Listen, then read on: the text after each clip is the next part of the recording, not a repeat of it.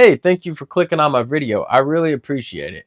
My name's Travis Grant. I'm an amateur comic book enthusiast, and I'd like to share some of the comics that I bought off eBay last month. And I'm going to do a little synopsis on them too. And I'd like to play a little game called The Price is Right.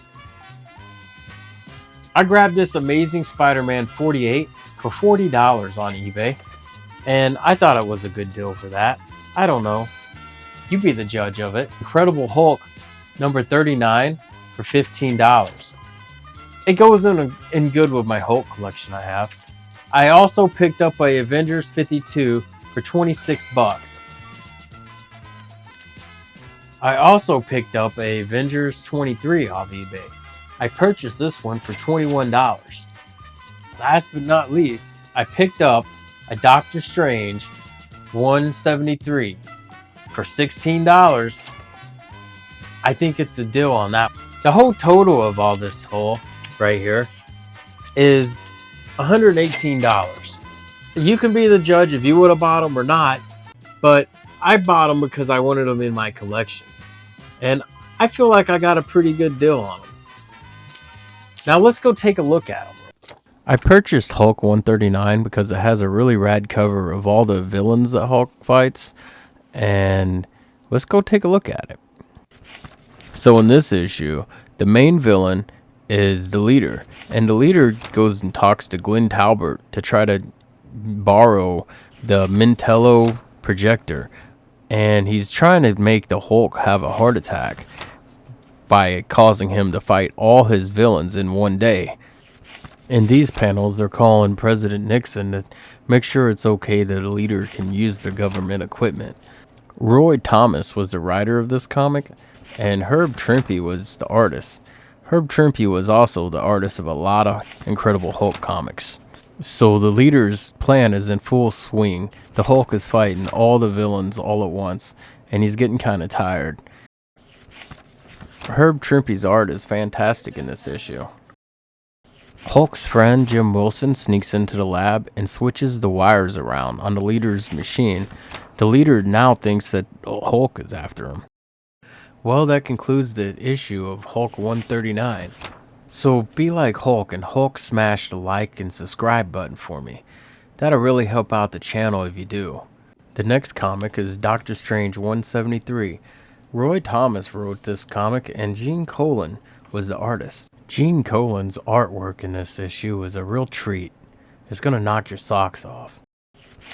The art and color of Doctor Strange 173 is fantastic and brilliant, in my opinion. Clea and Victoria use the Orb of Agamotto to reverse the spell cast upon Umar that limits her power. Umar wanting revenge against her brother allows Doctor Strange to become free and go after Dormammu through the portal. There the two fight, and ultimately Dormammu is drawn back into whence he came. Are there any Gene Colan art fans out there?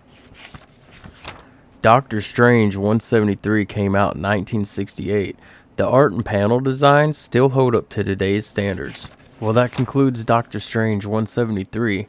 I'm glad I got to add it to my collection. The next comic we're going to look at is Amazing Spider-Man 48. We're in for a treat on this one.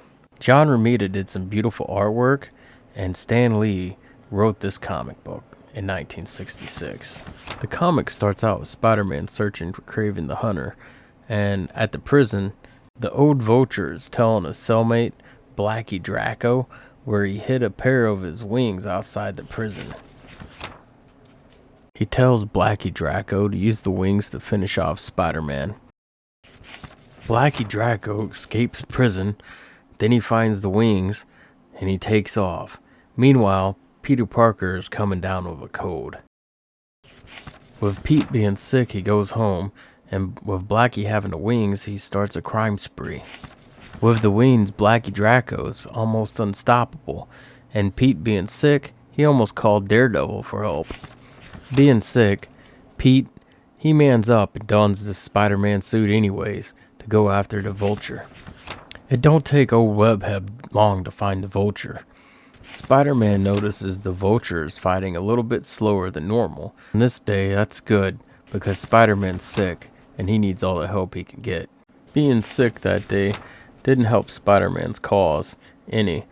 The Vulture ended up beating him easily, defeating Spider-Man and leaving Spider-Man unconscious in the snow on top of a building. Spider-Man 48 left it at a cliffhanger, but that cover, man, is pretty dope. Speaking of a pretty dope cover, we're looking at Avengers 23 here. This comic's pretty interesting. Jack Kirby did the cover, Don Heck did the interiors, John Romita did all the inking, and Stan Lee wrote it in 1965. Captain America gets a job as a boxer as Steve Rogers. Meanwhile, Kang the Conqueror plans to attack the Avengers yet again, adding a fourth floor to the Avengers headquarters. Kang lures the remaining 3 Avengers into an inescapable room and transports them into the future. Kang tries to show his powers to the future Princess Ravonna, but she doesn't care. In the meanwhile, Steve Rogers gets worried about hearing the Avengers' mysterious disappearance. The Avengers attempt to escape, but Scarlet Witch and Hawkeye are recaptured, leaving Quicksilver on his own. Captain America then appears, sending himself into the future using the Recreator. Cap meets up with Quicksilver in the future, and with a little help from Princess Ravonna, they confront Kang, and are joined by Hawkeye and Scarlet Witch later, who have managed to escape. Ravonna still denies Kang marriage, so his armies move in to destroy the city. Avengers 23 kinda ended on a cliffhanger, but I still liked the story. It was a pretty good comic and the art was really great.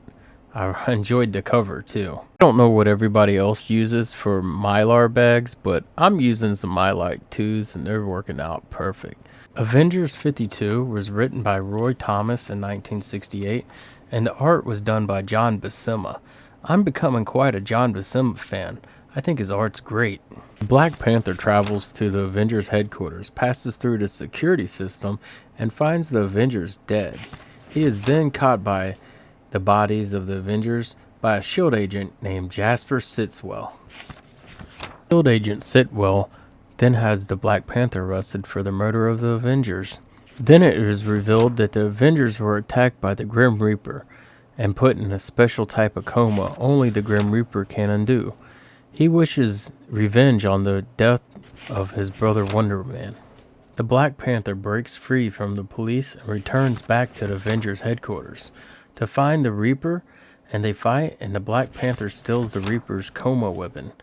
He rushes to the hospital, battling police to revive the Avengers. He is then cleared of any charges and then joins the Avengers team. Well, that's it for Avengers 52. It was a really neat comic, and I love the cover. It's the first appearance of the Grim Reaper. So these are the comics I picked up off eBay last month, and I hope you enjoyed them as much as I did. Thank you for watching. Like and subscribe. It'll really help out the channel if you do, and I appreciate it if you did. And love ya, boy.